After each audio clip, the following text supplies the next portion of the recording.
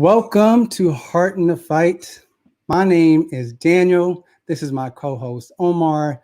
So before we jump into the show, I want to make a few moments to remind you. I'm going to take a few moments to remind you, if you haven't already, like this video, follow our Facebook, subscribe to our YouTube channel to get access to our future content. And if you're in here and you're still hesitant to pull the trigger, let's make a deal. You subscribe now, and by the end of the show, if you were not entertained or not moved by one moment in this show or one thing that was said, you can unsubscribe. How about that? Let's make that deal. Sounds fair to me. Right? Maybe we might not be the right channel for you if that's the case. However, if you were entertained, we appreciate the subscribe, like, and share our content. I think that's fair. So now back to our regular scheduled program. You are here because we have a press conference for the Scrapyard event on the 23rd, where Animal and Pookie, Gash, Buddy V, Turco, Scarecrow, Weddo, Chase the Dragon, and the lightweight championship bout, Gumby and Isaiah will face off. They will have their fight. So at today's press conference, they will face off. We will hear from them on their thoughts about their fight. In addition, we will hear from the fans. So be sure to comment, to leave a question for the fighter so that we can bring it onto the show. Now, lastly, stay tuned to the end. As always, we always have special announcements, so don't leave the show early. This isn't one of those live sporting events or at a concert where the last 10 minutes or 5 minutes, you kind of leave early so that you can get your car out of the parking lot and fight traffic. We are in the pandemic. You got nowhere else to go. So stay tight. We got some special announcements for you at the end. So continue to view. Don't leave. All right. So with that, Omar, introduce who we have next.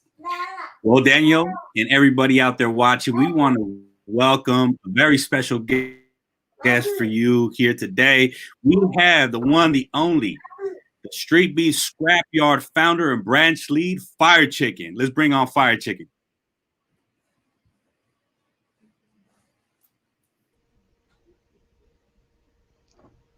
What's up, guys? How you doing today? Yeah, we're doing great. Welcome to the show, Fire Chicken. Thank you for being here today. We are very excited to be talking to you today about this super jam-packed match coming up in just a short week on the 23rd, January 23rd at the Scrapyard. Talk to us about the overall excitement, your overall excitement for this card. Oh, wow. There's been a lot of buildup to this particular event. Some people have mentioned that this is like a new chapter for us because we've got a lot of things going on that are new to the Scrapyard. One thing I'll highlight is, we've got quite a few fights lined up. We got a new arena to fight in. So the matchmaking also, I'm really excited about too. So it's everything coming together that I'm excited about. And not only that, right? So we're not only talking about the matchups that are really exciting, but we're also looking at the change of the ring to the cage. So can you talk a little bit about the creation and development of the new cage that you now have on your yard? Sure. The cage is due to the efforts of a lot of people. We have sponsors, our Beamer representative, Monica, and Peixoto, both have put in a lot of time and effort into helping us, as well as some of our own Scrapyard fighters, and some fans have come out, Gash, Buddy V, they've come out and just helped put hands on putting the cage together. So, it's taken, we took December off just to be able to have more time to gather materials because, materials aren't cheap. You got to locate them. You got to get them to your house. how the cage differs from our ring. So I made the ring out of 4 posts and some bungee and some pipe covers over the bungee. It was simple and it had its flaws. It worked okay for boxing, but MMA, you can ask Gumby on that one. He ended up outside the ring more times than I could count. But that one was about 14.5 feet wide. So we went with a hexagon design. We wanted to be a little bit different because Street Beef's main chapter has an octagon, and the West Coast guys, they have their square cage. So we went with a hexagon, 6 sides, and we went with 12-foot panels. So our ring is actually 20 foot, 7 inches from one side to the other. Lots of room in there. The posts on each corner are concreted into the ground. It is sat on top of, I don't know, commercial grade AstroTurf, something you would see at, a stadium. And really thick stuff, 1,700 pounds per roll of that. It's not going anywhere. And we have a new door locking mechanism that was just installed yesterday. This thing's heavy duty. It's going to be really impressive to see when everybody gets a chance to see it. Needless to say that you are taking backyard fighting and the street beefs movement to another level. I mean, this cage, for those folks who have not seen it, is quite impressive. And so shout out to you and Beamer and all the folks that are helping to really bring this together, this vision together of this cage. Super excited to see it in person. Super excited to see the matches in there. So let's actually talk a little bit about the matchmaking. This, correct me if I'm wrong, this card or this event coming up on the 23rd has to be the one event with the most matchups, right? The most interest to fight in the Scrapyard. And I see you head nodding. So tell me, what was the process like for you putting these matches together? All right. So, previously, and this is something else that differs from this event, is we would have people just show up to our event and we would really quick get a team together and we would figure out who works with who and match up on weight, ability, and record, all that. But now, since I knew we were going to have so many people, I went ahead and started the matchmaking process actually about a month before. And I started putting people on a list. And a couple of weeks ago, I sat down myself and I just started looking, and I rate people on ability and I put their weight, and then I just kind of go, okay, these two would be an interesting matchup. That's pretty much how it was. I just thought, well, look at these two fighters and they have contrasting fighting styles, and that would make for an exciting fight. Or maybe I wanted one fighter that's never fought in the yard before to fight a fighter that has fought in the yard, such as like Wero versus Chase the Dragon. So I took I was able to devote more time to the matchmaking process because I've had so much time. That's awesome. That's good to know, because I think oftentimes each branch does matchmaking differently, right? And so it's always good to know, like, if you want to fight at Scrapyard, this is the process in which Fire Chicken, make sure that you get a fight, but you get to experience the new ring. Because I think from here on out, you're going to get tons of people tons of interest wanting to come fight at your yard. So if you're listening, take notes. All right, that's really important. So, but also not only the cage, let's actually talk about the environment. The environment of Scrapyard. I know that each branch feels different. They aesthetically look different. And so I would love for you to tell people, if they were to come to the yard, right, to Scrapyard, what can they expect? All right. So I've only been to the Virginia branch before, and what I've seen from videos, I can get a kind of an idea of what the other branches are like. But well, you can expect trees. You can expect, if you're traveling from out of state, you can expect maybe some weather that's not quite in your favor. You can expect to see a lot of, and I've done this pretty recently, but we have a lot of like Sasquatch memorabilia. We have 7-foot cutouts of plywood that are painted of Sasquatch on trees, and signs and different things all over the place to really give that Pacific Northwest feel to our videos. No, I agree. I mean, I love those signs. And so if you haven't seen those signs, make sure they can follow you on Facebook to see those signs, right? Is that right? Streetbeefs Scrapyard on Facebook. Yeah, please follow. The signs are amazing. They're like 7 foot, as you mentioned, 7 foot signs. And so I would imagine it'll also be like a tourist attraction as well, right? Be able to find Sasquatch and be able to take photos. So if you're coming to the yard, make sure you also bring not only your fight gear, but bring your photos because you're going to want to take photos, right? Well, that's awesome. Well, now that we've talked a little bit about your environment, we've talked about the matchups, let's actually get into it. So our first matchup, we're talking about Buddy V versus Gash. Can you tell us a little bit about the rationale? Like, why was it this time around you wanted to put them two together? Because they're very popular. They've been fighting around. And so I would love for you to give us your rationale.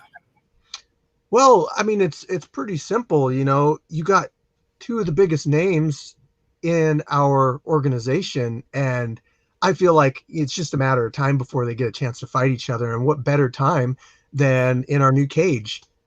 I'm really excited about this fight. You know, Gash came to our last event and we weren't able to find her a fight. I felt really bad. You know, we tried, but last event was really small. But this time we had a lot of people to pick from, but we also, so I basically was able to get that matchup, and I'm really happy with that one. Talk to us a little bit about your expectations for this fight. You know, we know that Buddy V is still searching for that one fight where he could take that O off of his record. Gash has been looking good in there, and so what can the fans who will be tuning in expect from this matchup between Buddy V versus Gash? Who wants it more? You know, I've sparred with both of them, and they have distinctively different fighting styles, and it's going to be really interesting to see kind of who's putting in the work and who wants it more. Yeah. Other than that, I just from sparring both of them, I think that it's a really good matchup. Yeah, I definitely agree with that, and I think the audience is really excited about it. So with that, we had an opportunity to interview all the fighters before they came on to the press conference. And so we did a short clip of their interviews. And so with that, let's play the video. I had trained for, you know, a number of months, and I was like, okay, I just have to fight now. So it's a little bit of impatience, but it's so much fun. Wrestling I did growing up all throughout my years, and that helped out with a lot of different people, more collegiate style, more basic, so not as much freestyle throws or anything like that. And with the street boxing, it's just a little bit more, you know, like boxing out in the backyard or just kind of like, you know, parking garage and throwing some jabs here and there, basic combos, nothing too crazy. Buddy V, he fights. He's a little bit of a shorter guy, and he's pretty brawly. He's been developing some more straight punches, but when he's fought in his most recent fights, he really looks for big overhands coming in for the head and kind of charges in. So he's really aggressive and tries to lean into his punching power and speed. I would describe Gash as not just physically tough, but mentally tough too. I mean, you're talking about a girl who's willingly going against other male fighters just to be able to go out there and fight. Willing to step in that cage, not caring if their experience level or anything else, just wants to go and fight. I mean, someone that has heart like that, I mean, they're going to be tough to bring down regardless, because even if they get hit hard, they're going to keep wanting to come back. And he's probably better conditioned than me. So I have to nullify his endurance, and I have to nullify the danger of his punching power. My message for Gash is, I know you have a lot of heart, a lot of will, and a lot of drive, and you show how bad you want to get in there, so you better make sure to come bring it, because I'm going to bring it too. We both want that win, so yeah, we're going to see who gets it.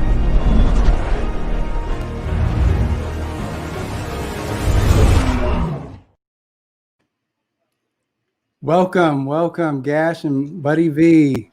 Please, can you hear me, Buddy V? Yes, you're unmuted. So it's clear from the video, right? It's clear from the pre-fight interviews. It's also clear from some of the videos that surfaced from the creation of the cage. Yes, you two, I can. and so it seems like you two have a very cordial relationship. And so I would love for you both to talk about, well, what does that mean? Like, how do you reconcile that to have a friendly conversation, like have a friendly relationship with someone, but then get in the cage and fight them? So Gash, can you go first? Can you tell us, like, how do you reconcile that for yourself, as you go into this fight?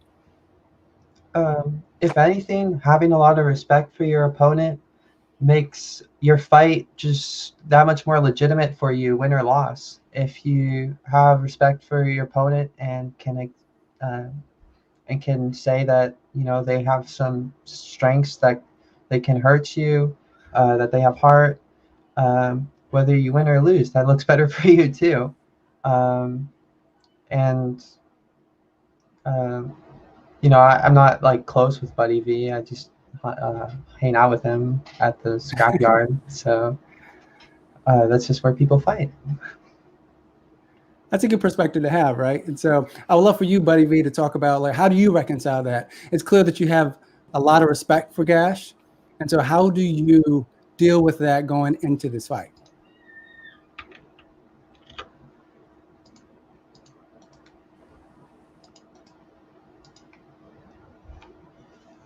I think his... Am I lagging? Person outside the cage. Yeah, you are. There you go. Kind of like as we... Oh, yeah.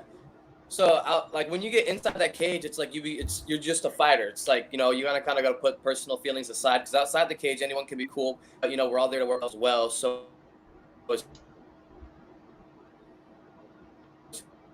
you step in there, you kind of got to shut that off. And, you're fighting an opponent, just out there to kind of see what's going to happen. Okay, and also in the pre-fight interview, you both identify, although it was not in the video, you both identified some of the strengths. And so I know Gash said, hey, he's very brawly, he's very aggressive, which is, Buddy V, you actually identified that for yourself as a strength that you have coming into the fight. So Gash, how are you going to nullify that? I know you said you were, but curious, are there any thoughts and ideas on how you're planning to nullify some of his aggression?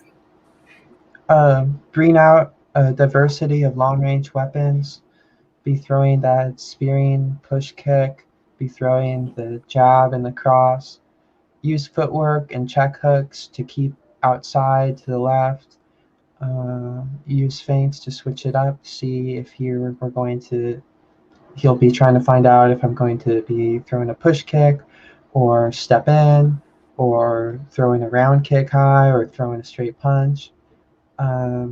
And really gauge his reactions and make him scared to come in, make him a little anxious to come in, make him think about what he has to read from me before he steps in close. Is going to be like definitely the round one strategy, round one, where I'm finding out the reactions and keeping myself safe. I mean, it's clear that you're taller, right? Buddy V even acknowledges that in an interview. He said, hey, she's taller than me. She has very long weapons. And so, Buddy V, how are you going to be able to deal with that? Oh, yeah. I mean, I've been trying to think about that because she can utilize the weapons she have, but I feel like since I have a little bit more aggressive style, if I could just make sure I and everything just right, then I'll be able to make it happen. Whereas I know, because like, I'm a little shorter, I'm like, my range might not be as long, so I guess I have to come in a lot faster and get react to kicks, longer punches. So if I just keep my timing right and everything else. Awesome. And so it seems like it's a matter of timing for you, trying to time some of her long weapons. And Gash, like, how are you excited about fighting in the cage this time? I know the previous fights you've had, they were in a ring, right? And so a cage could actually work to his advantage for someone like him who's wrestled, who has a pedigree of wrestling. And so I'm curious, what are your thoughts going into a cage? It's going to be better for me because when he starts feeling the pressure in rounds 2 and rounds 3, he's going to be moving left and right instead of straight back, and I'm going to be able to take advantage of that. What are your reactions to that, Buddy V? Do you think the cage is actually going to serve you better?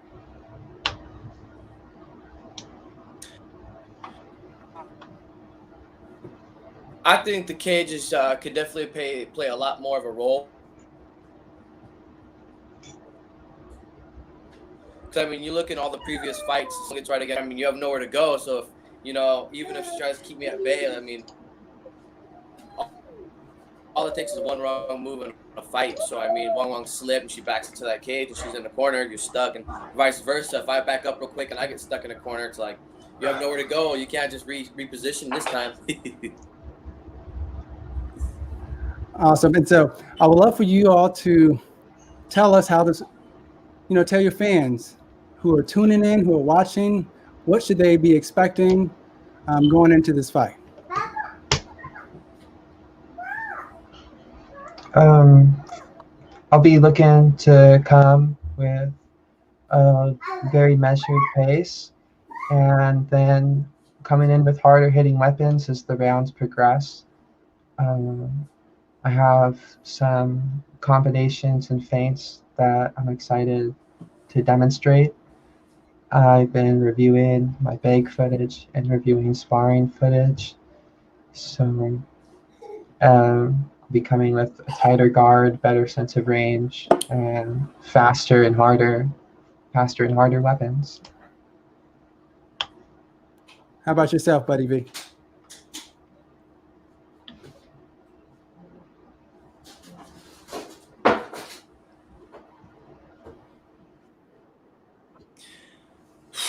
I'm definitely going to be excited for everything that's coming out. I'm in Turco on because I'm going to have to make sure that I keep the pressure on, because I mean, if I allow that distance to kind of happen, she can keep me at bay. I just give her more weapons and more tools in her arsenal to be able to use. So gotta make sure I'm staying strong as well as fast too if I want to get anything in this fight. All right. Well, last words, Gash. Last words. You want to say anything to Buddy V or to the viewers who are watching? I have all respect for you, buddy. You know, I'm expecting to see you come back, improve from your last fight. And, you know, I'm looking to go all out here. I'm not looking for a walk in the park. I'm looking to go all out. Yeah. I mean, we don't expect anything less, right? From the very beginning, you've been able to demonstrate that you go to war if you have to. You're very clean with your technique, but if you had to go there, you will go there. So, Buddy V, any last words?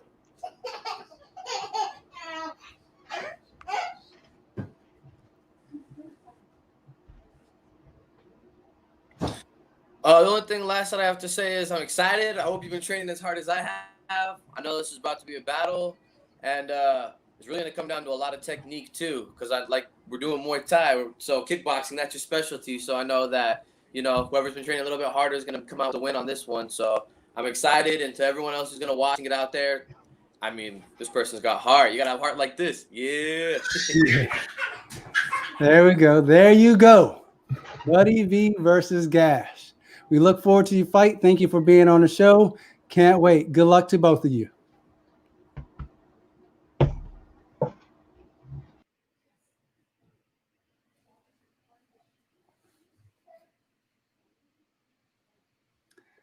Yo, although the internet was lagging a little bit, but the answers, right? The content that was there, right? And so it should be able to drum up some excitement for the fight. We know that as it was framed in the pre-fight interview, is going to be someone who brings a lot of pressure, someone who's going to brawl, going to make it a fight, versus someone who tries to keep it clean, tries to really rely on length and technique and footwork. And so I'm looking forward to what the cage actually, like how it transforms the fight.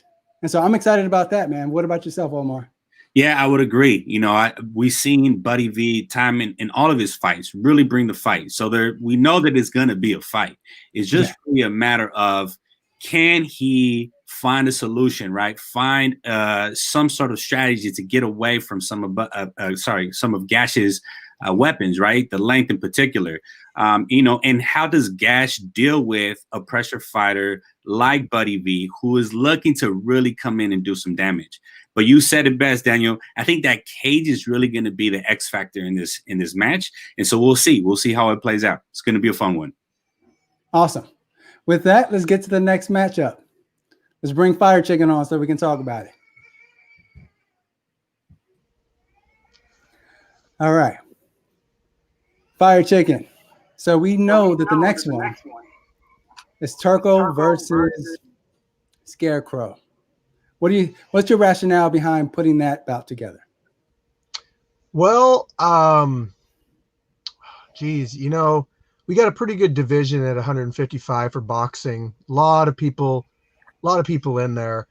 Golden Hands has fought most of the people at the top of that division, but he hasn't fought these two fighters yet. So Scarecrow had a pretty good knockout with Nick the Brick. I mean, it went fast. It can be a little intimidating, you know. So, but I've also watched Turco come out basically just starting to box to where he is now, and he's just leaps and bounds gotten better. And I really think this will be a good test for Turco, but also it'll be a chance for Scarecrow to prove that wasn't just a lucky shot, that he is a good fighter, you know. I agree.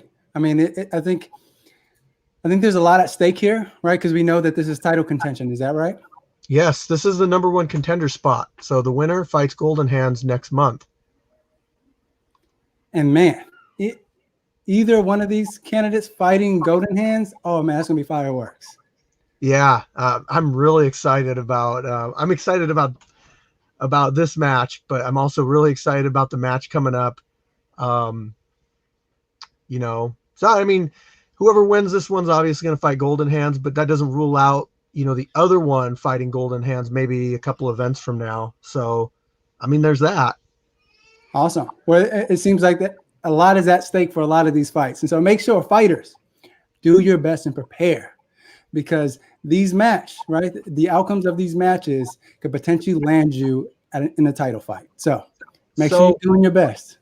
One thing I do want to point out, there has been a little bit of animosity between Golden Hands and the Turkish brothers, Turco and Turkish Assassin.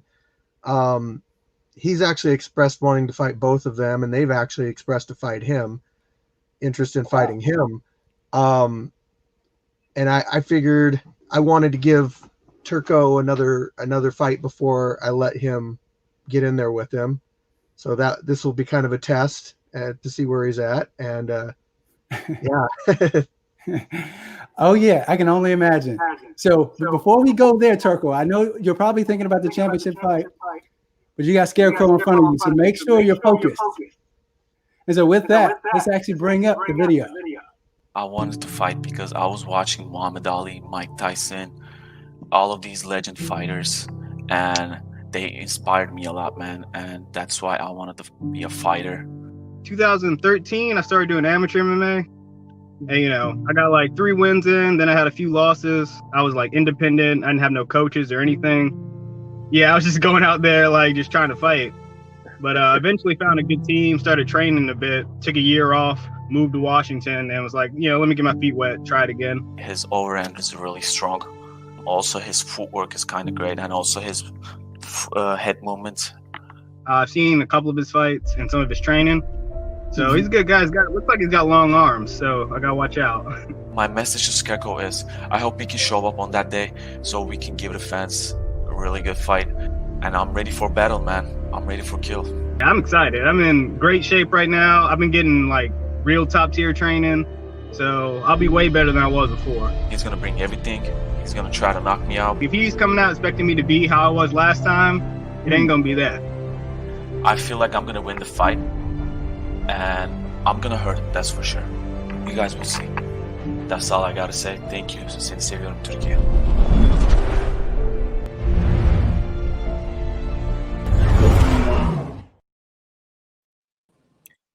Hey, there he is. Turco versus Scarecrow. Welcome. What's good? What's good?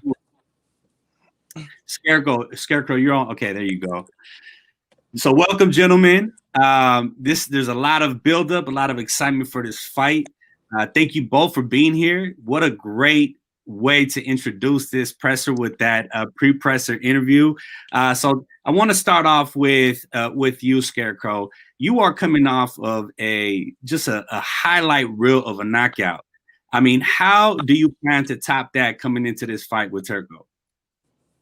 That's one of the things, like, people are just going to expect me to knock out everybody from this point out.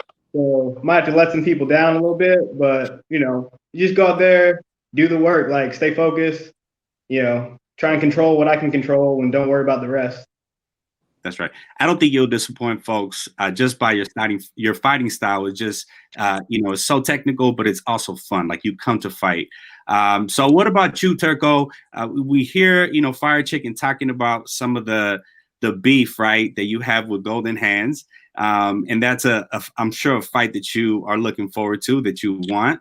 How do you plan on getting through a Scarecrow to maybe eventually fight for the title? First of all, I want to say thank you to my Turkish fans, and also I gotta beat Scarecrow, man. That's my plan, because I want to fight with Golden Hands. You know, the beef. He's tough. Scarecrow's a tough dude. I watched his last fight. He got a great left hand, but I'm gonna beat him. That's what I think. Yeah, for now. Scarecrow, how do you respond to that? Oh, I mean, we'll just have to see, man. Like, I fought Nick a very certain way because he was 200 pounds and I didn't want to risk doing really crazy head movement. So, but against somebody my own size, the fight's going to look different. It's not going to be the same thing. Can you elaborate? How will the fight look different? Just more movement. I'll be more willing to risk slipping punches and things, because against a guy as heavy as Nick was, I just didn't want to put my chin out there and get knocked out and look stupid. So I just kept myself covered and tried to protect myself mostly, finish it quick. But I'll be more relaxed, try and stay calm, move around a little bit. Awesome. And to that point, I would love for both of you just to share a little bit about how have you grown? How have you seen your growth and your improvement in your training leading up to this fight? Am I going first? Sure, go for it. Okay. I started boxing 5 months ago, and I know he has more experience than me, Scarecrow. And I've been sparring really hard with my brother, with my team Pishoro, and with my friends.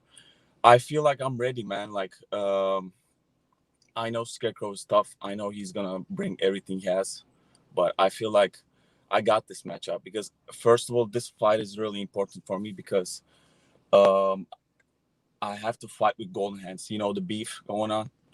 And this, if Golden Hands is watching this, just look at this. That's it. Yeah, that's all I got to say, man. Like, I'm ready. I'm mentally ready. I'm physically ready. I've been sparring really hard, My brother was, like, pushing me really hard. Everybody, especially. I have to win this fight for my fans, for my Turkish people. That's it. Yeah. What about you, Scarecrow? How have you improved from your last match? Well, I started training with Aberdeen Boxing. Like, great coaches, great staff, great people there, and just working specifically on my hands, my footwork, my movement. So I've just gotten better technically. Like, my coach taught me how to stay calm and not, like, get all red-eyed and freak out, So I'm a lot calmer now, a lot more technical, and I've been training with really good guys, so I've grown a lot. If I can, just want to say I'm going to get the Golden Hands first if I can, I've been watching him and the Turkish brothers for a while, and I want to piece everybody. You know, it's funny you said that. I was gonna follow up the question by saying, like, do you think Turco is looking past you? I mean, we know that there's a beef there, but he's already talking about facing Golden Hands. I mean, in any way, does that make you think that he is looking past you? I don't know, man. Really, like, I know they got their own beef, and honestly, I'm doing the same thing. Like, I'm thinking about Golden Hands next, you know, but I'm not thinking about Turco still. But definitely, you got to keep the future in mind. So I ain't mad about it. Awesome. Now, so we heard Scarecrow talk a little bit about how he's improving and who he's working with. Turco, I wanted to ask you. We know that your brother is the Turkish assassin. Assassin, yep. Yes. So tell us, how important has he been to your preparation for this fight? You know, man, like Turkish assassin, like he's definitely better than me in the boxing, and he's been training me really hard, and we always we got each other always. He was helping me a lot for this fight, and also I improved myself a lot because of my brother. He helped me a lot, and he gave me motivation. He talked like, you're gonna get better, you're gonna beat Scarecrow and fight for the title. You know, man, I know Scarecrow has more experience. I watched his amateur fights also. He has a great he's speed. He has like perfect speed and perfect power. Man, I love my brother, man. He has been helping me a lot, and I'm pretty sure he's gonna be furry, and he's gonna fight for the title. So yeah, that's what I feel like. That's awesome. By the way, sorry for my broken English, man. Like English is my second language, so. Don't apologize, brother. You sound. We understand you. It's good. It's really good. Thank you. So listen. So this fight there's a lot of anticipation and build-up for this fight. I mean, you see it in some of the comments here with our viewers. People are already calling this an epic match. So I wanted to just ask both of y'all, right? With the new cage, right? You both have had a chance to fight in the old ring, right? And we heard Fire Chicken talk a little bit about the construction of that ring. It was more of a traditional boxing sort of ring, right? With the bungees and that sort of thing. You know, you can lean on it. As boxers know, we often see boxers use those ropes as part of their defense.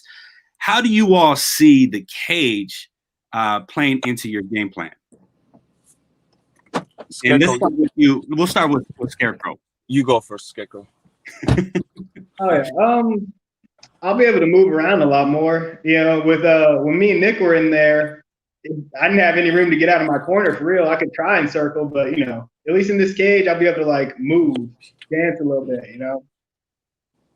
Awesome. And Turco, what about you? How do you plan to use the cage as part of your game plan? Well, I never been in like MMA cage before. I'm kind of excited. You know, Monday I'm going to Steve's place and check the like cage. I feel like cage is first of all, cage looks awesome, man. Like I want to thank you to Steve. Like he's been doing really good work. He's putting a lot of hard work. And also, yeah, I feel like it's gonna be my first time in the cage. I'm excited about it, man. We'll see. I think it's gonna be good. And we see your brother right there getting you hyped up and excited. Yes, sir. Yeah. We got a special guest in the building.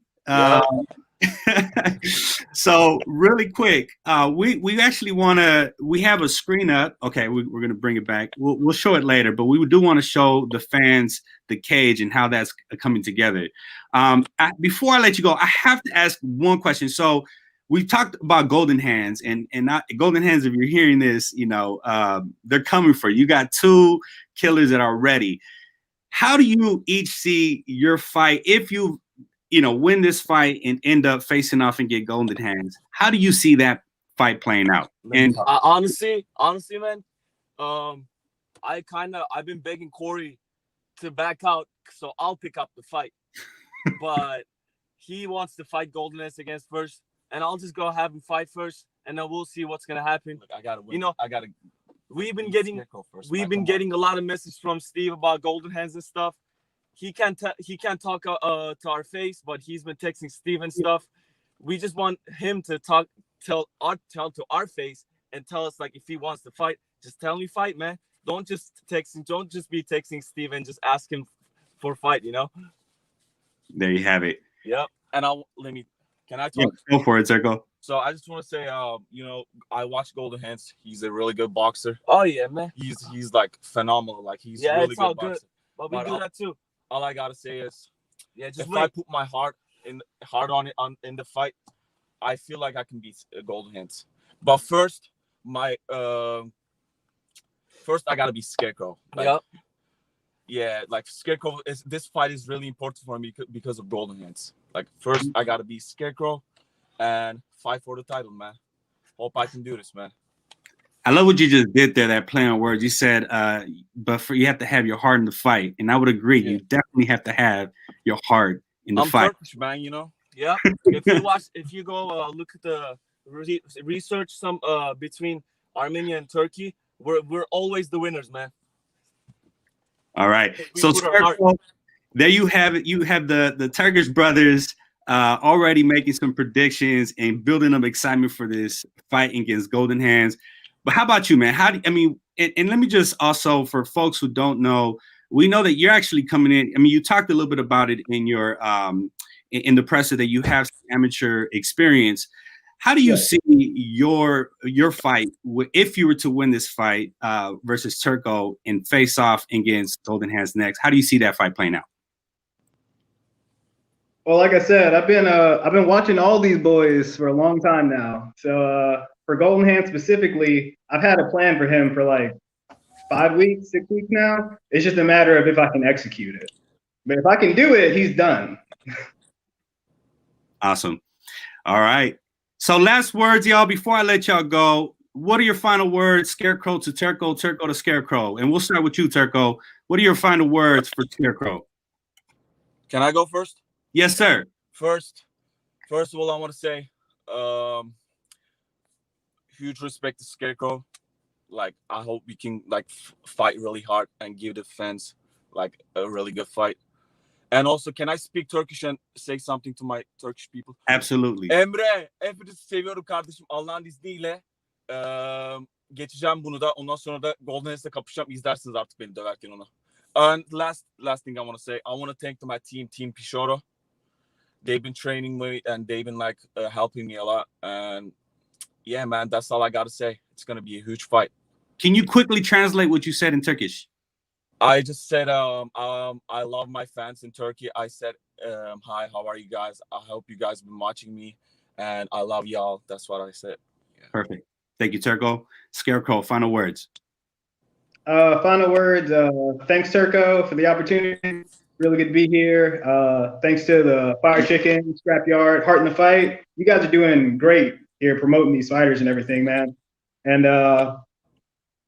yeah, let's get it on. Thank you, everybody. Thank you to my family, my friends. It's good to be here. Awesome. Thank you, gentlemen. Take care.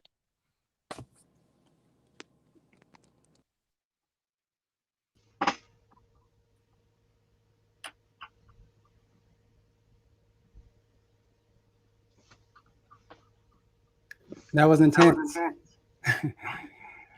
We got a serious fight here, but also potentially even bigger fight afterward. Man.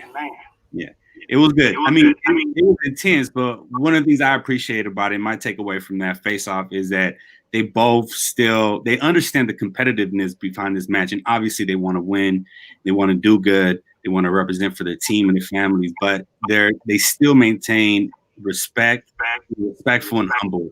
And you know, that's what we love about this sport, right? Is that we can tune in and watch two men really put it all out on the line, yet still have utmost respect for the competitor. And so I certainly enjoyed that interview. How about you, Fire Chicken? What'd you think? I thought that was amazing. You know, both these guys, they've got their eye on the prize, and that's the fight with Golden Hands. And they've both mentioned it multiple times. And actually, one thing that really got my attention was when Scarecrow said, I've had a plan for him for like 5 weeks. That just like the planning that some of these fighters are doing to get ready for fights is just, It's amazing. But, you know, they both know they got an opponent in front of them that they have to defeat first on the 23rd, and neither of them are disregarding each other. That's right. Yeah, I completely agree. And so with that, when we think about our next fight, we know that these two gentlemen come to bang. And so we're talking about Weddo versus Chase the Dragon. They don't play around. And so I would love to give your thoughts on how'd you put this fight together? Wero actually, he messaged me, I want to say after our November event, and he's like, "Hey man, I'm interested in coming up to fight." And I was like, "Oh, I love it." First off, I love it when fighters from the different branches come to our branch. You know, I just love it. I love it when our fighters go to different branches. So the collaboration there, that means a lot to me. So I basically had to look at his weight and thought, well, okay, you know, he's had a few fights down in Streetbeefs West Coast. So I figured Chase the Dragon has been fighting with us since the beginning. He's had a few fights with us, and it was just a logical choice for me. I think this is one of those fights that you couldn't ask me who's going to win, because I don't really have it. I don't have an opinion or an idea who's going to win this fight. That's how even I think it is. I agree. And when you look at let's just play the video, because I think once you play the video, you're going to see what we're talking about. Specialty is stand up and whoop ass. I've been doing that my whole life. And my motivation to fight is I really just like hurting people, and you can't really do that without going to jail. I've watched Wero's fights. Looks like a pretty good fighter, respectful power. You got to be aware of that. The threats he's bringing to the fight, he's got good kicks, but it's that right hand. You know, that looks like a pretty strong dude. If he catches me clean with that, it's gonna hurt. Going in to kill that motherfucker, you know. So it's either him or me, and I feel like coming out victorious every time. I just try to be really strong and hit people really hard. So if he gets caught, he's gonna know it. It's anyone's fight, you know. It's a fight. Anyone can win. You know, if he comes to win, he's gonna know that I'm there to fight, and it's gonna be one hell of a fight. You know, you better expect to go 3 fucking rounds.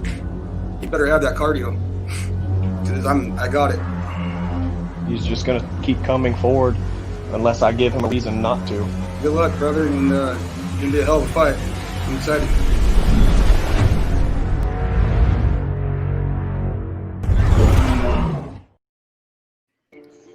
How can you not be excited for that fight? We're talking about two guys who go in there and bang.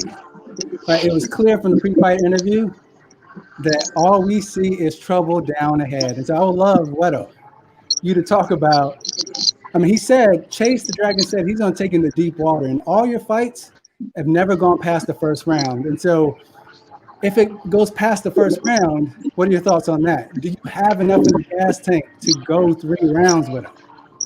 Yeah, we're gonna find out. He does take his opponents in the deep water, and that's fine. I'll be ready for it. Chase the Dragon, I would love for you, well, Team Dragon, right? I would love for you to talk about, he poses a lot of threats in the first round. He's a heavy hitter. I mean, in his first fight, he had 3 knockdowns in the first round. And so what is your mindset? What is your game plan going into the fight? Like, how are you going to be able to withstand that? Just take it like a man. Dish it out like a man. No said, really. So stand up like a man and dish it out like a man. Yeah. What else are we going to do? And so, Weddo, when you listen to the pre-fight interview, I mean, he was pretty serious. Like, he means business. I'm not gonna lie. He said he's gonna kill that motherfucker, man. That shit hurt my feelings. Nah, it is what it is, man. It's the fight game. It's what we do. Like, obviously, as soon as we step in that ring, that both of us are gonna try to hurt each other. Like, my only goal is to hurt him. I honestly don't care if I win or lose. I just like to hurt people. And this is the most fun way to do it, I guess. Chase the Dragon, man, it seems like you love the hurt business. It was clear from the interview, like you enjoy, just as much as Weddo, enjoy the nature of the violent, physical sport of fighting. And so I would love for you to give your thoughts. Well, I just let the fight, man. It's all there is to it. Looks like a worthy opponent here, so I think we're gonna have some fun. I can't wait. All right, so Weddo, so is the plan always to knock him out in the first round? Who, me? Nah. I don't know, man. I just, like I said, I really honestly don't know what I'm going to do till I get in there. I'm not a really good fighter, to be honest with you. And I haven't kickboxed in 10 years. I had one kickboxing match that I lost. So the goal is just to get in there and honestly see what happens. I just want to get as many fights in as I can before I'm too old to do this shit. That's all. And that's right around the corner. Why not engage in a boxing match? Why go kickboxing if you haven't done it in 10 years?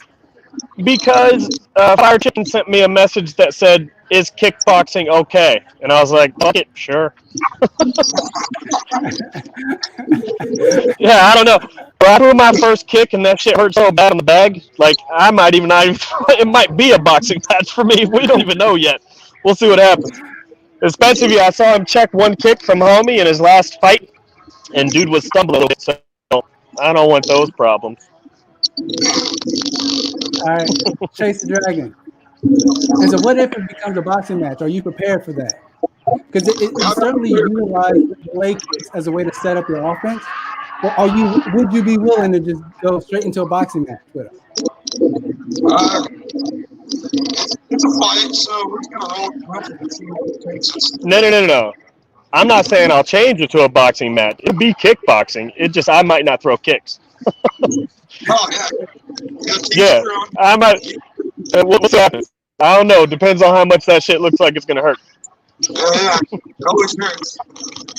Yeah. It is what it is, man.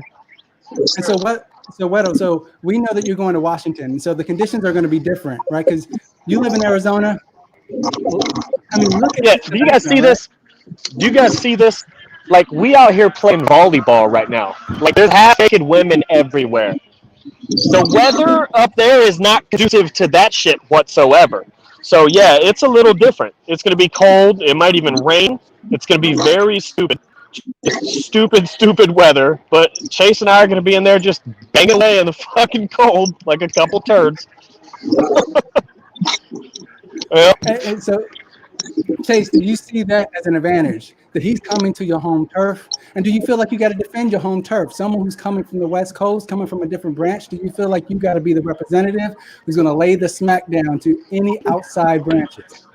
Yeah, pretty much. You know, you can't let outsider come in. All right. So I gotta block it. We're gonna have to do it. It's fun. So I'm looking forward to meeting you, Wero. Yeah, you too, man. You too, for sure. Yeah. All right. Well, awesome, man. I know that the conditions will play a factor. Weddo, you fought in the cage before? I have not. So that is all the time I have, my friend. Okay, well, yep, I gotta head out. I'm up. Hey, appreciate you, Chase. Good looking out, homie. Daniel, thank you. But we're gonna have to close it out now. Does anybody have anything else? Any last words? No. Good luck to you, Wero, and I'll see you next weekend. Huh? You too, homeboy. It'd be a pleasure to meet you, sir. Yes, sir. All right, guys. All right.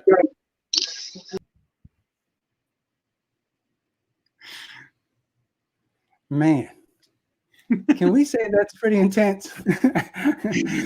Yeah, I don't know what's more intense, Daniel. I'm gonna be honest with you. Whether it's Weddo and Chase the Dragon facing off, or Weddo's anticipation for whatever he had going on over in Arizona, because he seemed real excited to get to that. Hopefully, you bring that same level of excitement and energy on the 23rd, because Chase the Dragon play, and he's looking hurt. So, but it certainly was intense. Yeah, and I would imagine as well, right? As we spoke about, the environment will make a difference. And so someone, who's been fighting in the fire chick, you've been fighting in cold weather for a long time. Like, is there something that people who are coming from warmer climates have to adjust? Like, is there something that they can do to adjust to that kind of climate? Yeah. wear wear some good clothes. You know, it's funny, but you would think that I had been training a lot out in the elements, being that I live in Washington State, but that's really not the case. The first time that I ever really trained in weather was when I went to Virginia and I sparred with Scarface the weekend before my first fight. And I went out to Harrisonburg, and it was a 3.5 hour drive, and it was pouring down rain, and we sparred for like 2 hours, me, Iraqi Assassin, Big Ben, and Scarface. And they did an interview with me. Scarface did an interview, and I'm just drenched, and it's pouring down rain. But you know what? When I came home after that, I never really had a problem with like getting people together and going to the park. And it's like, oh, you know what? It's cold out and stuff. But prior to all that, it was always just getting together in gyms. So yeah, I'm kind of new to it also. Well, we know that. I mean, what's going to be the weather like on the 23rd? I looked it up and it says it's going to be about, on the high, it's going to be about 45. But, you know, Sunday there's a little snowflake on the, so I don't know. We'll just have to see. But you know what? When I fought in Virginia, there was snow on the ground when I fought. It was 35 degrees out. Well, there we go. Well, it's like what GSP says, right? Weather is just an excuse. We just seen him and follow him on Instagram jumping into an ice bath in snow. So weather is just an excuse. It is. Awesome. Well, we can't wait for that matchup, but I know we have another matchup that's just as exciting with so much power. I mean, it pretty much jump-started the press conference when we released the video, and that is Pookie versus the Animal. And so I would love for you to, because you have a personal relationship with both of them, but with, I think, a much longer relationship with the Animal. So I would love for you to talk about how this came to be. Well, actually, I don't know the Animal, Ben, that much. I actually went to high school with his two older brothers, took weightlifting with him, and those guys, they are just, I mean, they have genetics that allow them to be able to lift massive amounts of weight.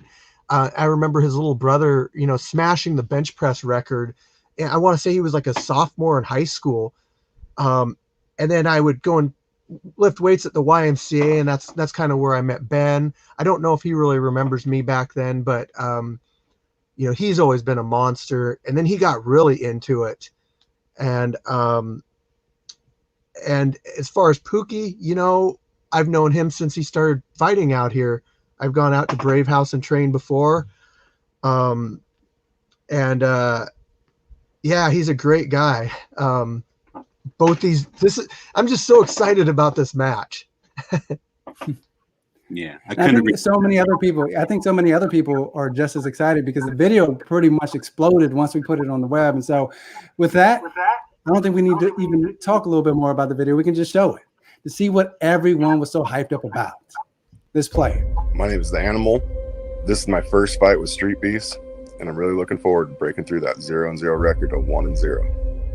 My name is Pookie. I've been fighting out of Scrapyard since the second event. When I come to this cage, I'm going to be aggressive. I'm not going to hold back. And I'm going to throw those hands, not just use my wrestling skills. And I'm going to stand up with Pookie. I'm going to show him what's up. Like, I just looked him up, and then I seen his videos. Oh, I seen that he used to do, like, Olympic lifting or something like that. So I know he's a big guy. A lot of people doubt powerlifters as being the big guys in the gyms that can't move. I'm going to show them you don't want to mess with the big guy in the gym. He can move. And like I said earlier, I don't intend on hurting someone, but, like, you know, we're going to have a fight, so. The message I want to send Pookie, I'm coming for you, baby. You haven't really had a worthy opponent for yourself yet in the scrapyard. Don't get me wrong, those guys are bad, but I'll be your best competition you've seen yet. And I'm ready to show you what's up. Let's just have a good fight. You know? Good luck to you.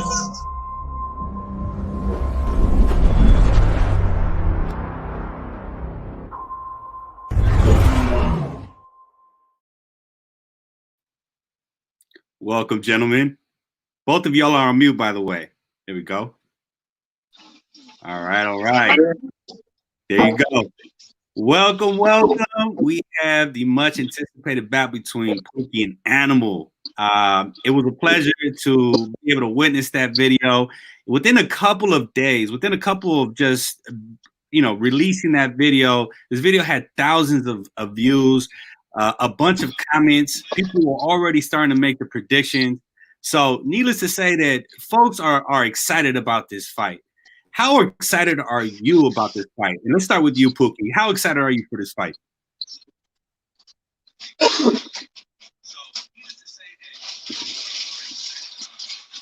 Okay, we're having some tech issues.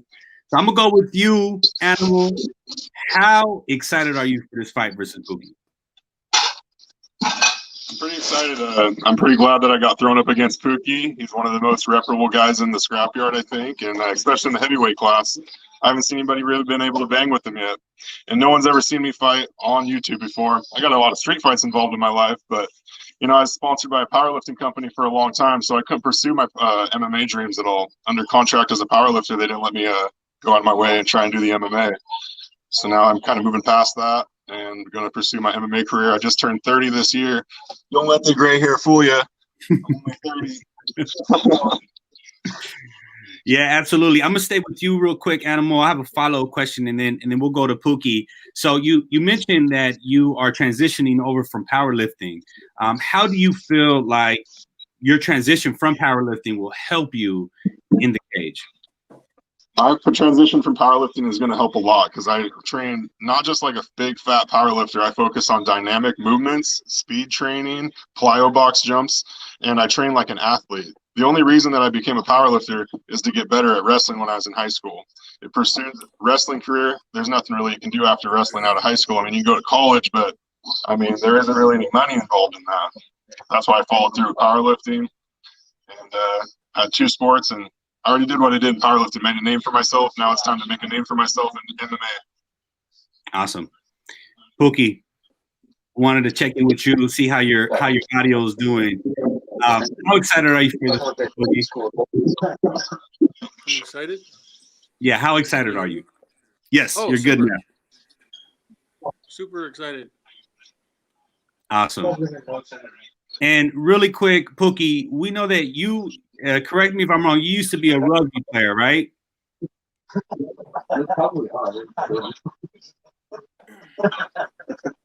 Pookie, did you also play rugby? And if so, how has that experience of playing rugby, will that help you in your transition into combat sports?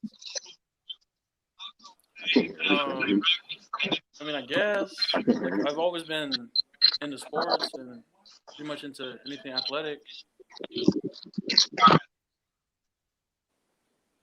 Can you tell the fans and those folks who are watching right now, how long have you been training as a boxer?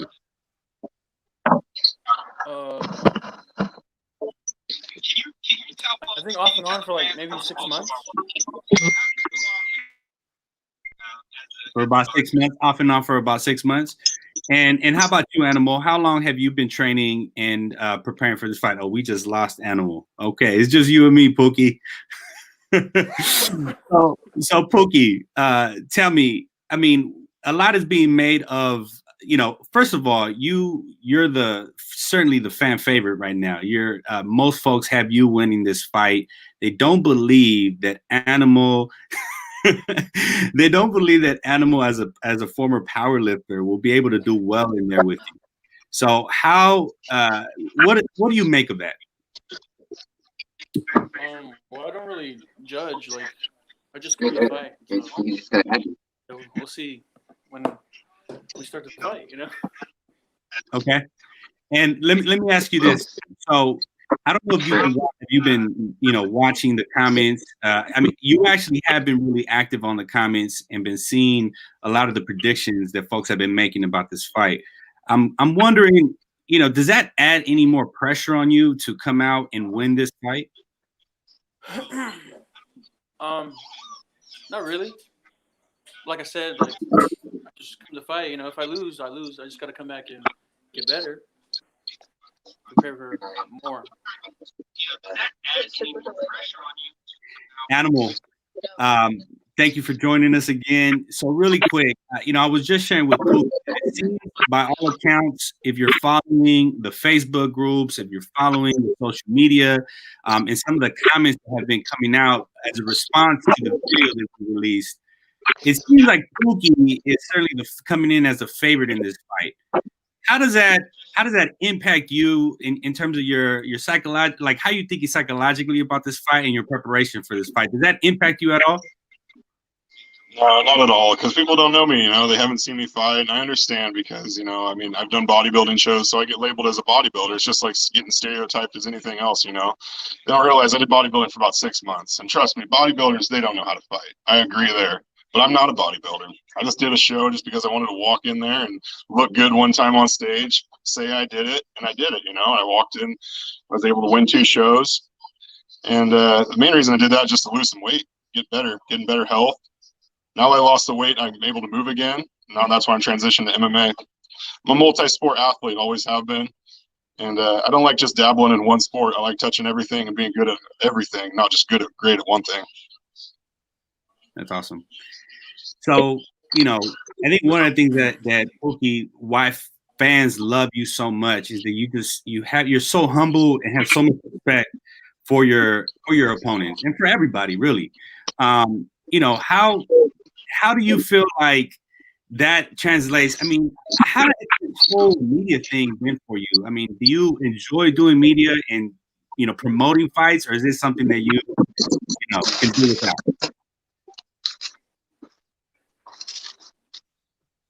Can you repeat the question? Sure. So we know that you're not a big trash talker. So I'm just curious, how has it been leading up to this fight with so much anticipation in this fight? Has that been fun for you at all, or is it something that you can do without?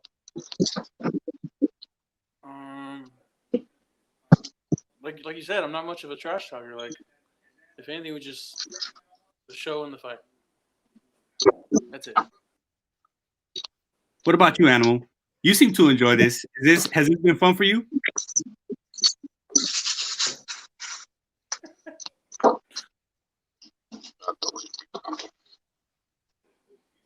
Okay, I think we're having some audio issues. So why don't we bring it back to you, Pookie? So tell us, what are your expectations for this fight?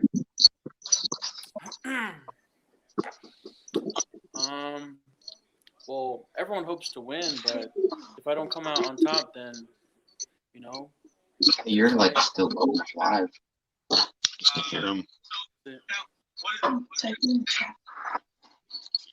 Animal, what about you? Can you hear me?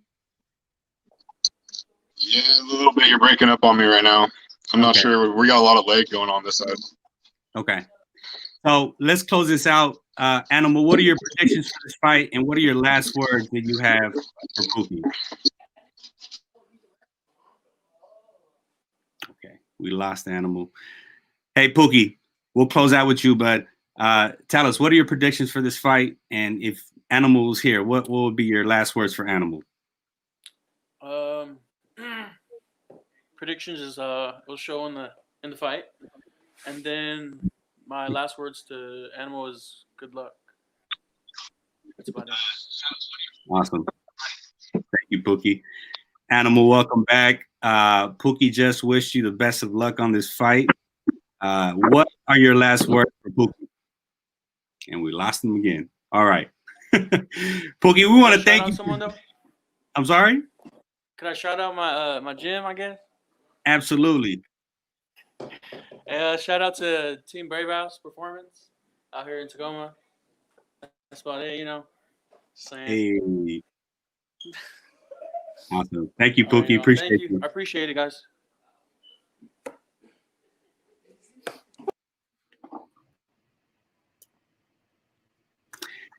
Yeah, it seems like internet is not our friend today, Daniel. Yeah. We're having internet issues almost through every single one. And so, but it's all right. The show must continue. We know that internet won't be an issue on the day of the fight.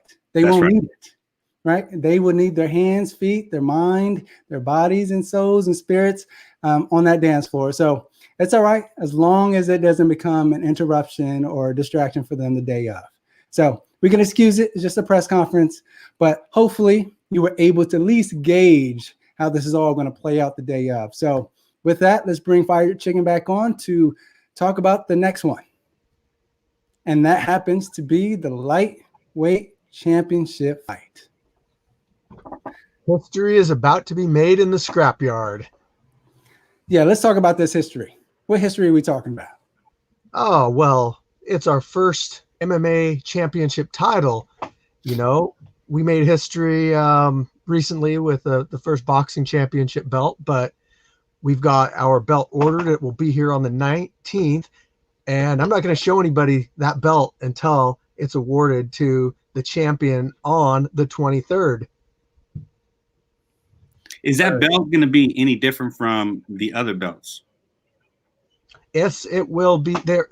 So we'll have 3 belts total, one to represent each division, which will be MMA, boxing, and kickboxing, and they are all distinctively different. I haven't ordered the 3rd one yet for kickboxing, but basically how they differ will be the designs on them and the type of strap. So whether it's as you saw with the boxing title, that was a sand python snake skin design. So the MMA title will be a different texture and design. And then obviously, like I said, different images and everything. Some more so to represent mixed martial arts rather than boxing. That's awesome. And so, yeah, we have the belt. And so let's talk about the fight. And so why'd you decide to put these two together? I put these guys together because in that weight class, they have the most wins racked up, and it's only logical that those two would be the ones to fight each other. Now, more people are familiar with Gumby because, he's consistently been to events and won fights. But Isaiah, he's actually come out and he took 2 fights in one day and won both of those fights. And then he came out later and did another fight. So he's 3-0, Gumby's 4-0, and someone's O's got to go. That's right. Someone's O has to go. So with that, let's play the video. I started wrestling in 6th grade, and I was told from day one that wrestling is going to be the hardest thing you ever do. You got to be the toughest guy out on that mat. Came across the scrapyard and thought, well, let's see what happens. And turns out I don't suck. So every time I get home, I go to the gym and I hit the bag, I lift the weights, I do my conditioning. There's always someone better out there, and there's always someone training harder than me. So it just fuels me like a fire. You just add more oil to it, let it burn, and it's just like I want to be the top dog at the end of the day. For the most part, with my wrestling background, I can win on the ground. I can dominate on the ground because so much of wrestling is about keeping your opponent in a certain position.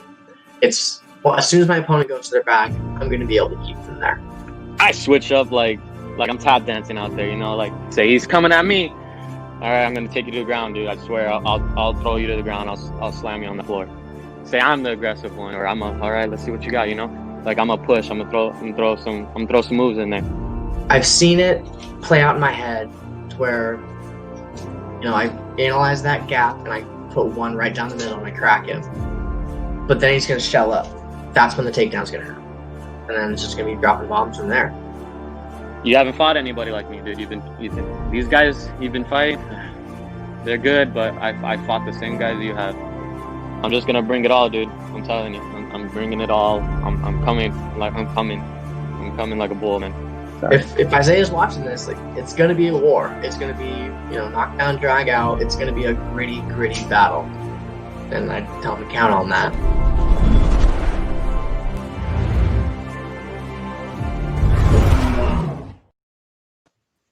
Hey, what's up? Be excited about this bout. What's up, y'all? What's up? Good to see you again.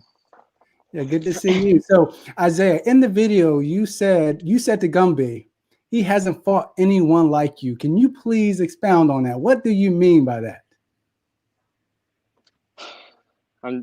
I'm an animal out there. Like he'll hit me once. I ain't gonna shell up. He ain't gonna go for the takedown. Like I'm just different. Like I take shots. I'll eat it for breakfast. You know, like I'm ready. I'm ready for war. I'm not gonna let you get my back that easy. Like I've seen in your videos, man. They just crawl up like a turtle. Nah, not me, man. I'm a wrestler too, and wrestling and grappling. You know, we're both. It's gonna be a good fight. You know, it's not gonna be easy as you said it was, but it's gonna be a good fight. I'm excited, man. I'm excited. And so Gumby, he talked a little bit in the video. He talked about his movement, right? He say it's like he's tap dancing out there. And so, how are you planning to deal with some of his movement, and also, you know, some of his kind of exchanges that he loves to get into? Well, I'm a southpaw. That'll definitely add an interesting mix on it with both of our lead feet sitting toe to toe. It's easy to create an angle. You step outside of his frame. So I think that's going to be a big part. It's just who can create better angles, who can constantly keep themselves in a superior position. And so, Isaiah, if wrestling does become an issue, right? And it's clear. I mean, Gumby has been wrestling for over 7 years since.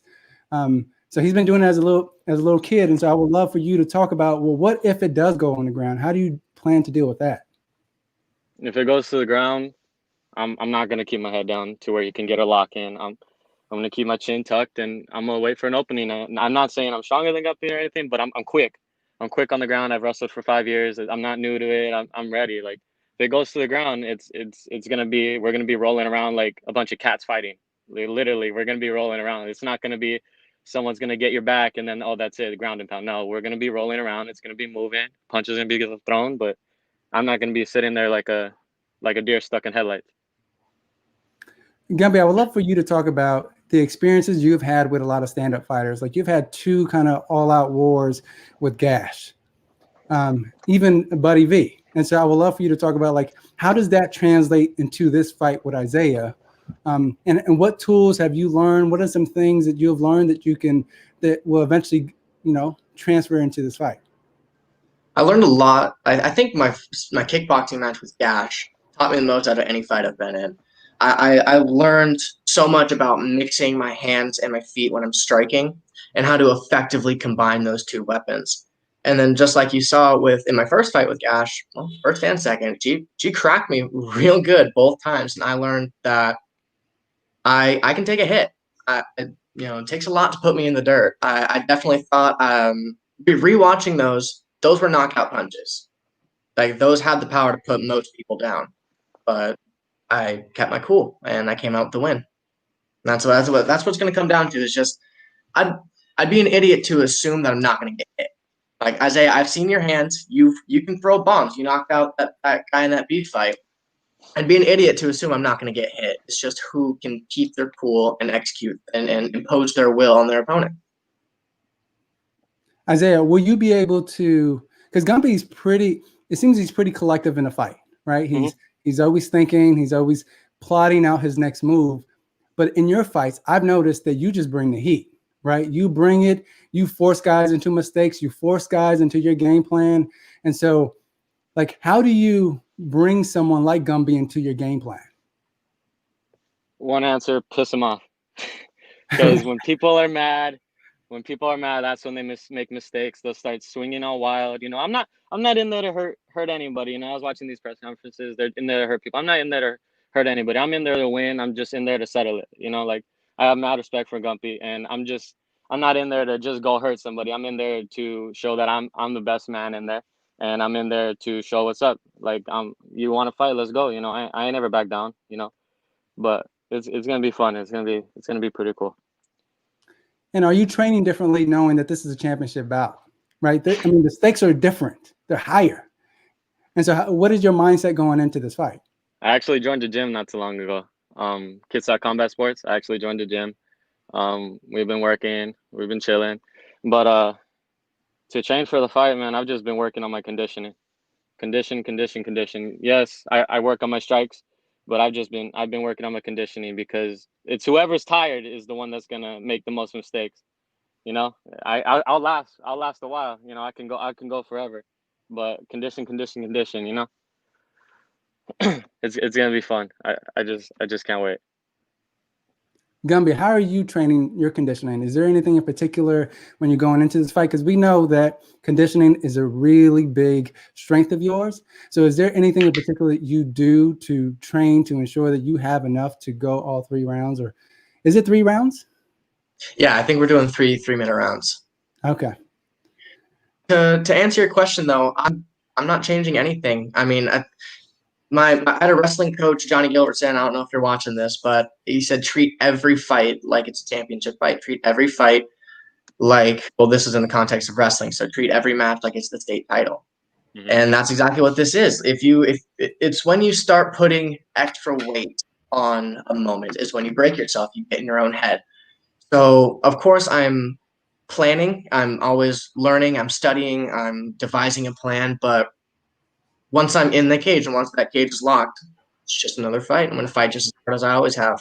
If you're given anything less than 100%, it's a disservice to your opponent. And does a cage play a factor? I know that you two have fought in the ring. And so are there any benefits for you, Gumby, that it's going to be in the cage?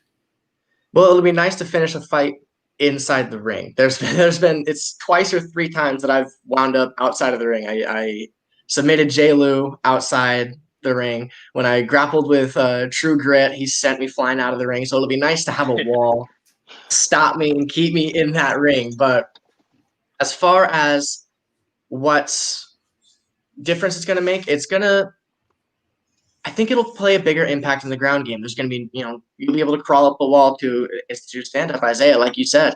When it comes to grappling, we both know what we're doing. So I think that cage is going to allow new angles that neither of us are used to. And so does it play a factor for you, Isaiah, that it's going to be I in love the cage? it. And it's going to also be bigger, right? So we know that the cage is a lot bigger than the ring. Yeah, I love it. I ain't got to worry about ropes getting all tangled up on me.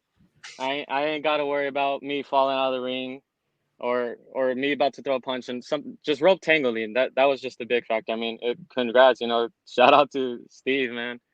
Fire Chicken. He's done a lot for this stuff, and it's cool he put a cage in there. It's going to be fun. And if we're on the ground, we're not going to have to worry about rolling off the ring. Some people could use their advantage. They can rub their back on it, try to shrivel up. It's going to be cool. No, there ain't no running, Mm-hmm. I'm just ready. And there ain't no running. Nobody's gonna be running to get out of the rope so they can restart and be like, okay, now I need to know what to do. It's gonna be right there. Nobody's gonna be, trying to find a way out. It's that you one-on-one. You guys are locked in there. Only way out is knockout, tap out, or whoever wins at the end. Yeah, Gumby, what is your message to Isaiah going into this fight? Do you have a message for him? There's no such thing as an easy fight. If it's an easy fight, then it wasn't a fight. Get ready for it to get real difficult.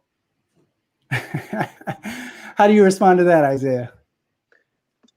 I never said it was gonna be easy fight. I don't look past anybody. I know Gumpy's a warrior, but I'm gonna bring the heat, Gumpy. You used to getting in your zone. You ain't gonna do that with me, dude. Second you think you're comfortable, you're gonna be getting right back to oh shit, what am I gonna do next? I'm gonna be coming at you. Second I find your opening, that's it. It's done. And I don't ever look past anybody. You could be the best fighter in the world. You could be the worst fighter. All it takes is one hit. That's it. One hit. Nobody's invincible. I never look past anybody. Right now, I'm just focused on Gumpy, and that's it. I'm not even like, oh, I just can't wait to get this belt. I'm focused on Gumpy. I ain't worried about the belt. All that stuff can come later or whatever. I might not even win, but I'm just focused on Gumpy. That's it. I ain't focused on anything else. I'm just focused on Gumpy, and I'm ready to fight, man. It's gonna be cool.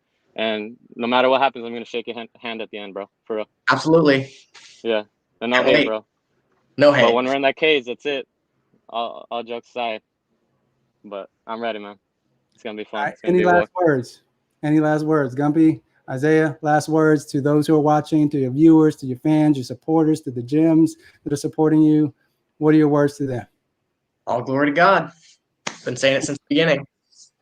All glory to God, and when at the end of the day, let's hope we all go home smiling with all our teeth, Absolutely. But it's gonna be fun. Thank you. I don't know if I have any fans or not.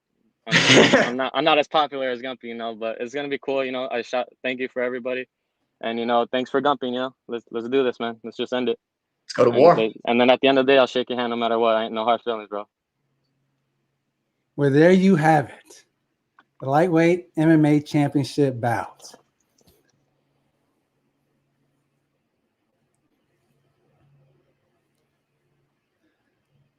Omar, you got to be excited about this. Fire chicken. I mean, what are your thoughts? Oh, I'm beyond excited. You guys added another level of excitement to my excitement. Yeah, I will say that the pre-fight interviews, they certainly help, right? They certainly give you a little backstory about the fighters, but also like it gets you to understand and dissect some of their mindsets going into the fight. And so I love the fact that we've added this element to the platform, and it gives us an opportunity to promote them, but also promote the fight and promote the branch, because the branches are the ones who are putting this together. Scrapyard, you've been doing a lot of work putting this cage together, and so we would love for y'all to get the shine to make sure that people are tuning into these fights because they do matter, right? And so the day of, I know that people are not going to be able to see it live, but we know that folks are going to be able to see the videos right after, right? Yes. And so what are your message to the fans, those who are tuning in? We want to give you kind of the last word, right? And so take it away. I really appreciate everybody that's been following us, subscribing to us on YouTube, our Facebook group. You guys' support has just meant so much to me. It is ultimately what's driving me to keep going and make things better, as well as the fighters' reactions to their videos and all this stuff. It keeps me motivated to do the best I can, and I just can't wait for what the future holds with the Scrapyard and all that, Absolutely. And so before we let you go, we certainly want to make sure that folks, if they haven't been following you, to see some of the cage, right? And so we put up some photos that we will share right now. There we go.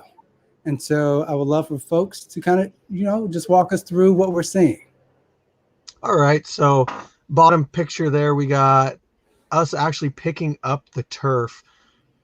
It's okay. I use that term wrong. It's actually artificial grass, but that's us picking it up. Those are really heavy rolls. They're like 1,700 pounds each. That is our sponsor, our Beamer representative, actually doing that for us. It took a great deal, as you will see in the top picture, just to roll these things out. You couldn't even get a grip on it. It was so heavy.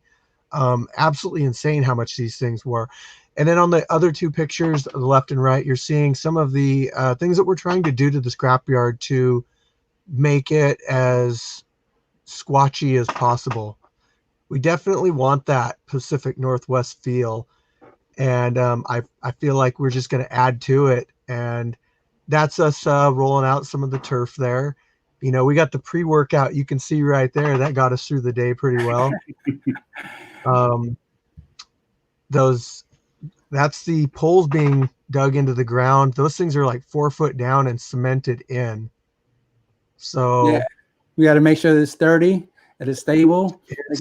Especially when you think about some of the heavyweights who are going to be in this cage. You got to make sure that it can hold them up. It's got to survive a Pookie animal collision. Yeah, exactly. There's Buddy V putting in work on the interior panels. Those are actually what's going to have our wall of fame. I'm going to say really quick, fighters, incentive for you to finish your fights quick, because if you've got the quickest KO/TKO, you get your name up on the wall until it's beaten by somebody else. And submissions. If you get the fastest submission in an MMA match, you will get your name up on the wall, and it will be there until you're beaten by somebody else. Also, you pull off 8 wins, you get your name permanently up on the wall. Nice. As a fighter, that's a huge incentive, a huge benefit. So if you're out there and you're preparing for a Scrapyard fight, make sure you put on a show so that you can have your name embedded on that wall forever. We had gravel there. That was actually a really big deal too, because that area actually flooded quite a bit prior to us getting the cage into it. So we had to order, I think it was 8 tons of gravel and put down and put into the shape of the hexagon out about 2 feet. And then we had to build everything around it. I've been out there since it's rained, really poured down rain. Nothing gets in the cage. It's it's built right, quality. That's what we're going for. That's awesome. I wanted to ask you a question real quick, Fire Chicken, about the Wall of Fame, actually. So we've seen the panel. We see it there, actually. If we could pause there. So can you actually talk to us about, we know that you also set up some cameras, and that's going to help with, you know, putting the videos up. But how, and if you're a fan there, if you're a spectator, how is that going to be for them to be able to watch the fight live? It's going to be a little bit more difficult. People are definitely going to have to get closer. I know there's a misconception about cameras. Those are actually not cameras. Those are motion detecting lights. And it's actually so that if we get into the more later hours, we still have adequate light to be able to hold sparring or fighting. I see. So I'm sorry. What was that last part? What was the last part of that question? So just for the folks who will be there watching live, I'm curious how they would be able to watch it, given that this is going to be sort of obstructing some of the view.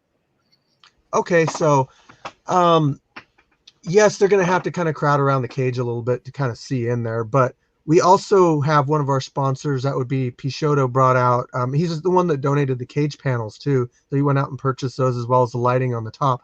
But he donated some church pews, some old church pews, and we're going to paint those tomorrow, and we're going to put them around the ring so possibly people can stand on top of those and look down into the ring. Also, I have to mention this because it hasn't been brought up. We have our professional camera crew that is going to be there again, but this time, instead of just the one camera outside the ring, we're going to actually have 2 camera guys, one of them outside the ring and then one of them inside the ring. So I won't be filming anymore. We won't be using our actual cameras. We're going to use our cameras for doing the BJJ matches that are also going to be going on while the fights are going on. Well, awesome. Well, thanks again. We appreciate, thank you for being on the show. We appreciate you walking us through to see the cage and new advancements of the scrapyard. And we know that when people go out, it's going to be fun. Right. And so we're looking forward to the fights, and congratulations and more luck as you plan out the last week for the big card event that you have. Thanks for having me on, guys. I've really enjoyed this. Absolutely. Thank you. And for those who are watching, we got an announcement to make. All right. Thanks, Fire Chicken. Thank you.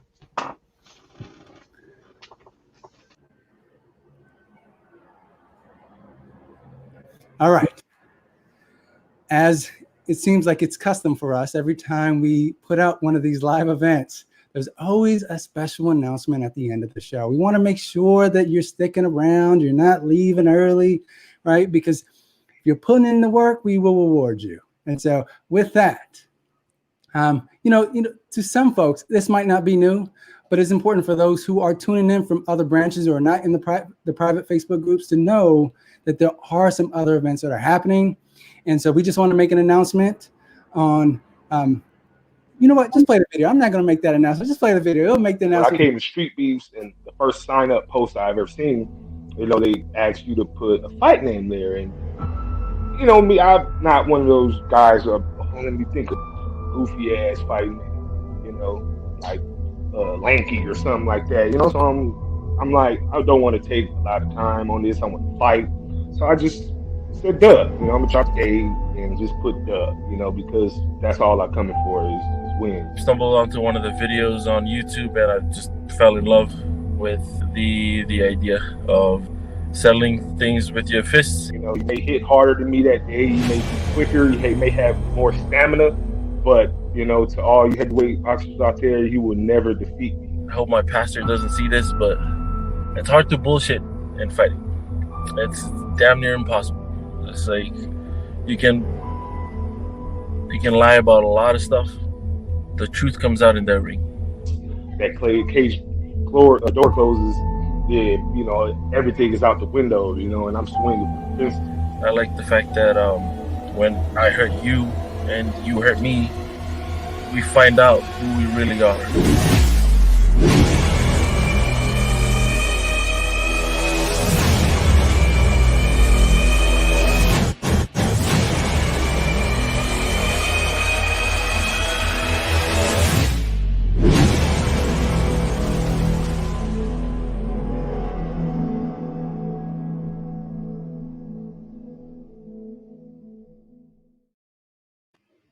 That's right.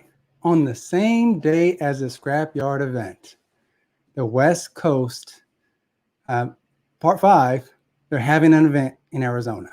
I mean, how excited are you about that, Omar? I mean, after watching that video, my excitement is through the roof. Let me just say that January 23rd, 2021 is going to go in the history books for one of the greatest days of combat sports history. I mean, obviously, we have these two great events, one happening in Washington in the Scrapyard, and this other one happening in Arizona with the Streetbeefs West Coast branch. I mean, there's some great UFC fights that we're not going to promote on this channel, but you know what's going on. There's going to be a lot of legends that will be born on this day. And, you know, actually, I wanted to, Daniel, if I can really quick, before we let Fire Chicken go, I know he's in backstage, we just want to say happy birthday to Fire Chicken, who has a birthday coming up on January 20th. 3 days before he's putting together this huge event. I mean, I don't know if he's planning a birthday or if folks out there planning a birthday for him, but if you're watching this and you didn't know that Fire Chicken has a birthday coming up on the 23rd, make sure that you give him some love.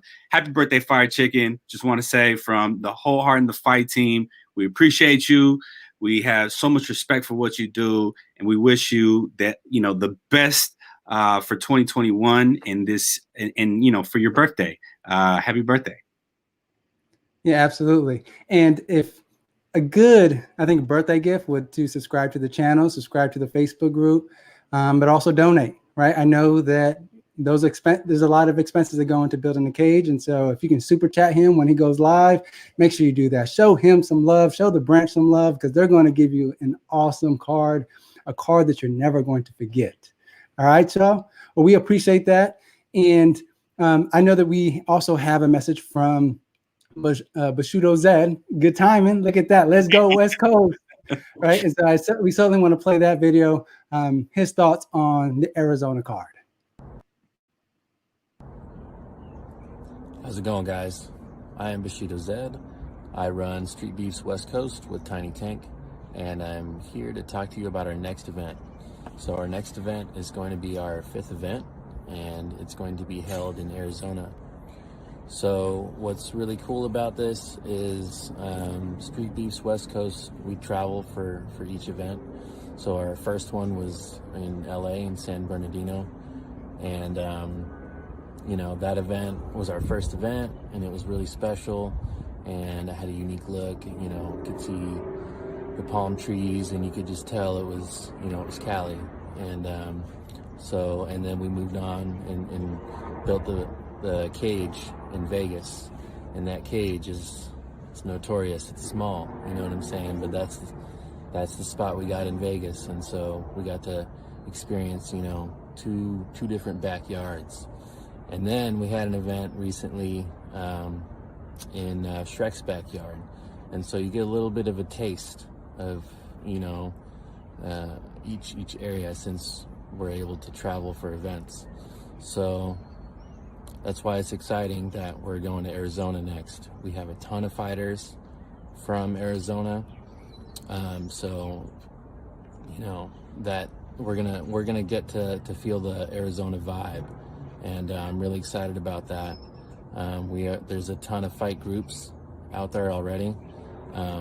This event will have to be a little bit smaller, but that's all right. We're coming. Streetbeefs West Coast is coming to Arizona, and everyone there is going to have a chance to represent. You know what I'm saying? So we're all real excited.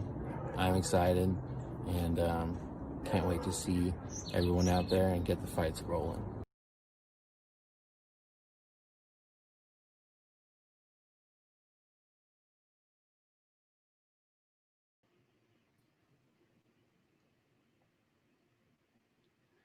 All right. And now we switch positions, right? So, but with that, right? And so be sure to tune in, because we're going to be, you know, releasing some of the pre-fight interviews for that event, but also for the Scrapyard event. So we're going to continue to release it to get you hyped up to promote the event. So make sure you you're subscribing, and also just liking and sharing some of the content, because it's really good to promote the fighters, to get their stories out. So help us do that. Do your part. Share, subscribe, do all that. All right. And not only that, and here's the thing, if you're a fighter, if you're a Street Beefs fighter and you share our stuff and you like our stuff and you subscribe to our channels, guess what happened? We're noticing that stuff. We're keeping tabs on it. So much so that we are creating videos for it. And so I don't know if you saw the last one with Little Diesel, where we created the Reason I Fight series. You can be featured in one of those if you continue to share in your Street Beefs fighter. Let's see you show some love, and we'll show some love in return by telling your story. Isn't that right, Omar? That's right. That's beautiful. I mean, that was quite a story that was shared by Lil Diesel, and it gave you chills. So, you know, we want to continue to partner with the fighters and the branch leads in ways that can really continue to build the Street Beefs brand and move this movement forward. You know, that's part of our mission, part of our goal. And so, yeah, I mean, you know, there's no better way to show us some love than to subscribe and share and like our video or content to ensure that more people are engaging with it, right? And if we win, we all win. Absolutely. So if you like what you heard, like what you saw, remember, like I said at the beginning of the show, subscribe to the channel, like and share. And if you even like it that much more, be sure to donate. You know, we certainly have to think about some of the costs that goes with creating this platform for fighters. You know, it comes at free of cost to them. And so make sure if you like this content and you want more of this content, donate to our Patreon page, show some love. Let's grow this channel. Let's grow this platform together. All right. So with that, we appreciate all the support. And until we see you next time at our next live event, make sure you dig deep and double down on your own commitments to your life. Hey.